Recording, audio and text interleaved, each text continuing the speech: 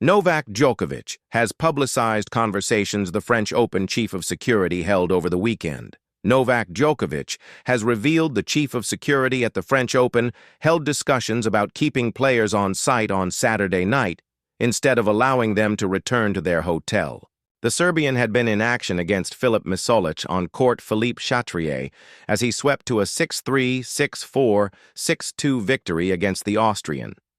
Djokovic went into the French Open off the back of a miserable run of results in 2025 after he had lost his opening match at the Qatar Open in February before suffering the same fate at Indian Wells the following month and at the Monte Carlo Open and the Madrid Open in April.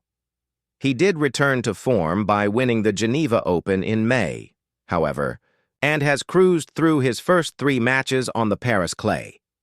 Djokovic joined Tim Henman and Laura Robson on TNT Sports to discuss his performances in France on Sunday afternoon, and he explained to the former tennis stars that there had been concerns over players returning to their hotel because Paris Saint-Germain had just won the Champions League for the first time in their history after defeating Inter Milan in the final, and there was chaos on the streets of Paris as fans celebrated. There was quite a debate in the locker room with the chief of security whether we should go to the hotel, Djokovic explained.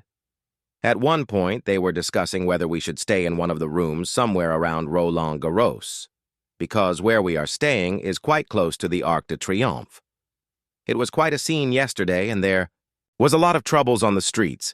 We barely made it to the hotel around 1 a.m. It was quite an adventure, I must say. Obviously, it is a big thing for Paris.